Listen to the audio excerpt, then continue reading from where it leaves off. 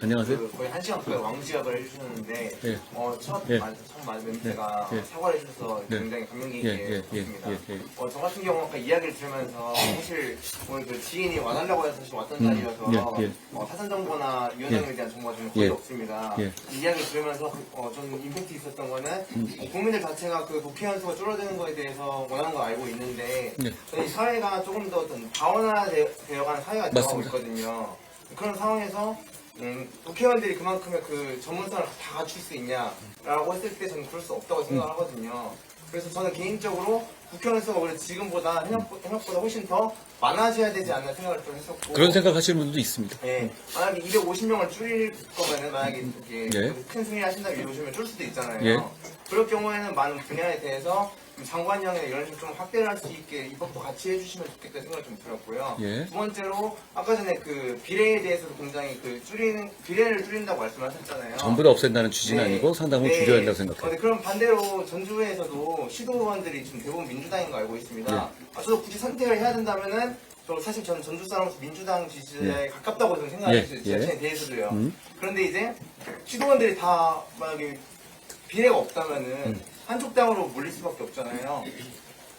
시도요? 시도 비례를 말씀하시는 네. 거예요? 예, 예, 예. 그러면은 위원님 말씀대로 비례를 줄여버린다면은 전라북도에서도 시도원들의 그 비례가 상대로 줄기 때문에 견제 역할을 할 수 있는 게 좀 적어질 수밖에 없잖아요. 그러면요. 그래서 그런 부분들이 좀 아쉽다. 뭔가 여기에 대한 그렇습니다. 대안이 있으면 좋겠다 정도의 말씀드리고 싶습니다. 고맙습니다. 그리고 제가 다시 한번 오는 길에 시민들이 많이 와주시고 그리고 전에 제가 광주에 오면서 생각보다 많이 오셨는데 사실 그렇습니다. 제가 이렇거든요.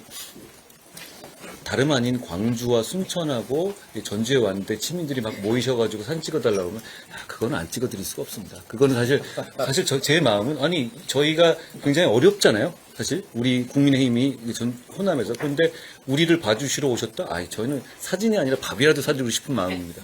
그런데 그러니까 제가 그럼에도 불구하고 죄송하다는 말씀 다시 한번 드리고요. 저는 예. 그 뿅핑 아니고 예. 사과를 해서 너무 감사드리고 당연히 죄송하게 생각합니다. 얼마나 또 자기 귀한 시간이셨겠어요. 그런데 또 오늘이 금요일이잖아요. 얼마나 귀한 시간을 내주셔서 너무 고맙고요. 정확한 판단입니다. 그 250으로 줄여야 한다는 것이 절대적인 답은 아니에요. 그리고 이거를 늘려야 한다는 분도 있습니다. 저는 동의하지 못하겠어요. 제가 그동안에 국회를 봤던 경험이라는 것 지금은 오히려 줄이는 실험을 할 때다라는 겁니다. 왜냐하면 그 부분에 관한 어떤 폐해라든가 오히려 그게 더 많았고 그리고 국회의원이 실제로 그 국회의 모든 전문성, 세상의 전문성 그걸 하는 방식으로 국회가 운영돼서는 안 됩니다. 그럴 수도 없어요. 오히려 그렇게 너무 아는 척을 해버리면 이상한 결과가 나올 수가 있어요. 전문가들 고용하고 제가 250명을 줄인다고 했었을 때 말할 때 보좌진의 수를 줄인다. 그런 식의 대안을 얘기하는 분도 계셨지만 저는 그건 아니라고 봐요. 전문성 있는 보좌진을 모시고 그리고 아까 제가 말씀드린 것처럼 세비를 국회의원을 전 국민의 중위소득으로 줄여야 된다고 생각해요. 매력도를 낮추기 위해서. 그러면 보좌진 중에서는 의원보다 돈을 더 많이 받는 분도 모실 수 있어야 되는 겁니다. 그러니까 그런 전문적 집단, 그렇지만 국가에 봉사할 수 있는 마음 자세를 갖춘 사람으로 모여야 한다는 것이죠. 그러니까 제가 말한 여러 가지 국회 의원들의 정치개혁 중에서 제일 좀 약간 반발이 있는 것이 지금의 국회의원들의 급여를 그러니까 국민 전체의 중간 소득 수준으로 정하자라는 건데요. 그 부분에 대해서 반발이 뭐냐면 아니 그러면 돈 있는 사람만 국회의원 하란 말이냐 이런 얘기를 하는데 저는 거기에 대해서 아니 그런 사람은 국회에 나올 필요가 없죠. 최저임금을 주라는 것도 아니고 뭐 무상으로 봉사를 하는 것도 아니고 중위를 주겠다는 거 우리가 국민을 대표하겠다는 사람인데 그거는 그 정도로는 그 정도로 살고 그 정도로 생활하고 그 정도로 받으면서도 올 수 있어야 그 정도가 돈이 작아서 못 오겠다는 사람은 오면 안 되는 겁니다.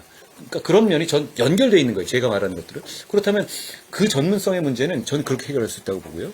그리고 비례의 문제는 굉장히 말씀하신 그런 문제가 있어요.